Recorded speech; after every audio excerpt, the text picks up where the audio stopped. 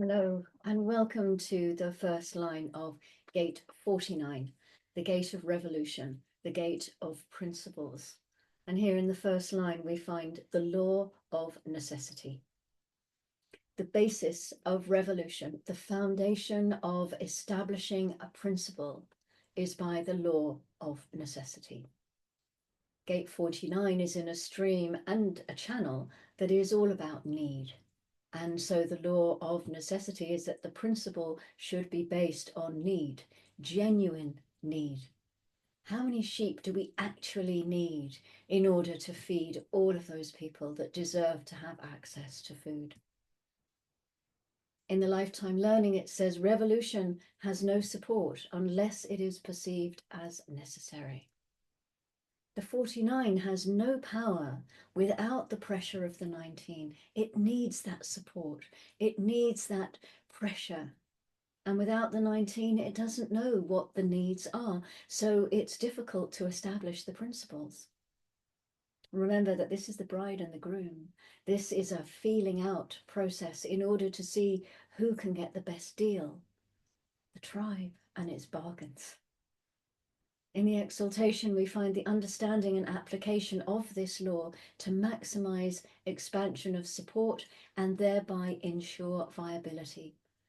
The awareness that the potential of a principle is based on it being accepted as viable. All first lines are lines of introspection and wonder, and they're really trying to figure out what is the law of necessity. What is really necessary?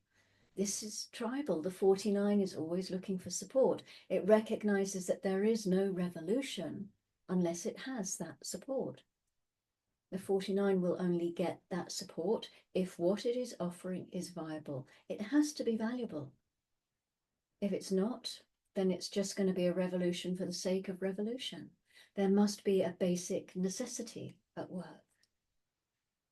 In the detriment, the misuse of influence to insist that necessity can be created out of action, the helter-skelter syndrome, to commit acts of disorder as proof that disorder exists, oversensitivity to rejection that can turn a principle into a crusade.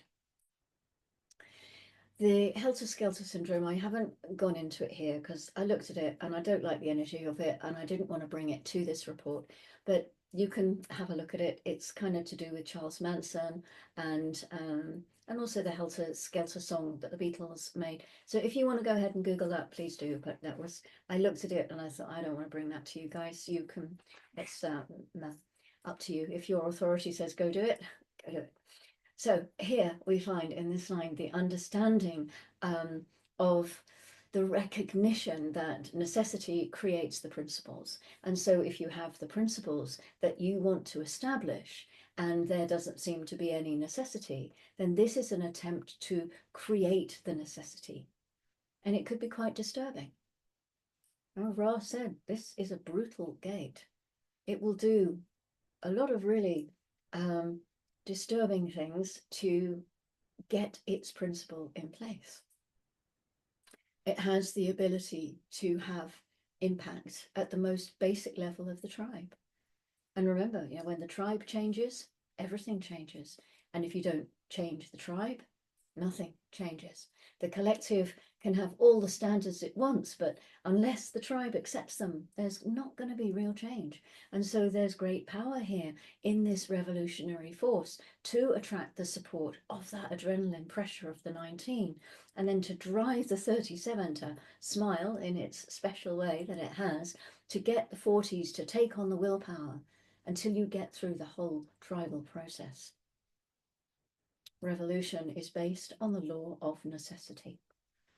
The purity of revolution is based on a true necessity.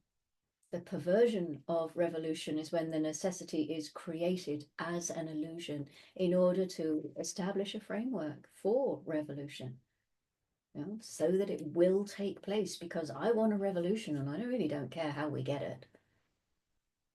These are the two sides of this foundation. Everything about the 49th gate is about whether principles are going to be accepted or rejected, because that is the nature of the wave here. So the grounding is coming through the fourth gate in the first line, which is called pleasure.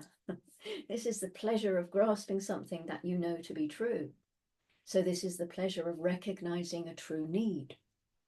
Both of these gates are projector channels, so recognition is a theme here. The pleasure of recognizing a true need and supporting your tribe with a correct revolution, perhaps.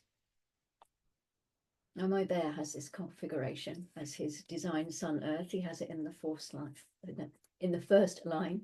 So I'm hoping he's going to ponder some of these things and maybe share his thoughts with the rest of us. So Mercury is on the move tomorrow at 7:18, joining the Sun actually in gate 49. So we're learning all about gate 49 as we go through. I don't need to go into that more. The moon is currently in gate 35. It's been there since 224. This is the throat gate center of progress and change.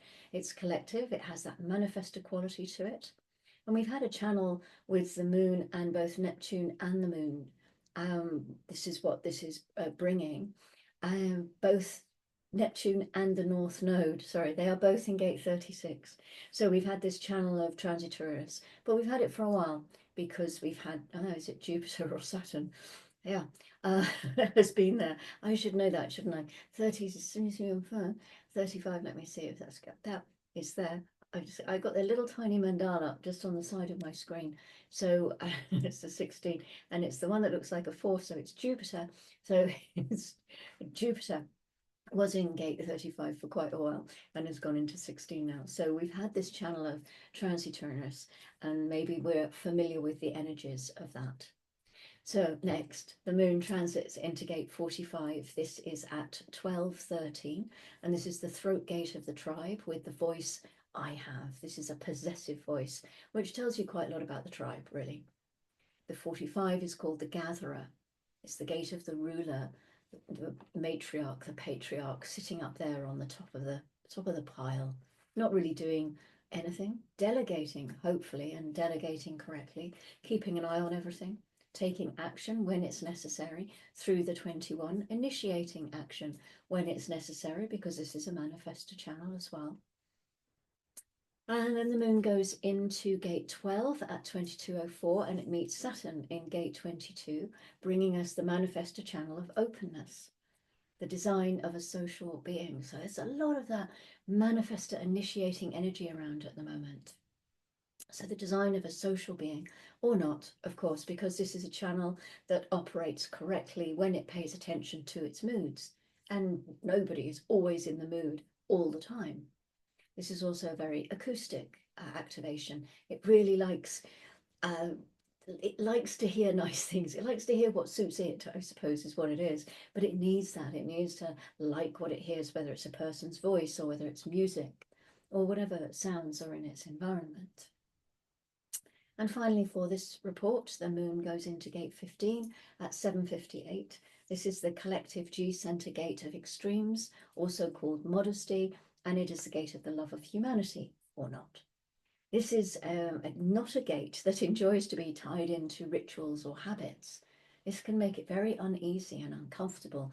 And as an electromagnetic, this can be a very difficult one, because the other end of the channel is gate 5, which is only healthy when it has its routines and its rules and its habits. This is one of those conundrums that we find from time to time with some of these body graph activations. So this is we are now moving through the lines of gate 49. So thank you very much for joining me for this first line. I look forward to seeing you tomorrow for the second line. And until then, as always, look after your principles. Take care of what you need to take care of. Don't go starting any revolutions unless you really need to. And actually, you should ride your wave on that. And yeah, I'll see you tomorrow. Go gently. Bye-bye.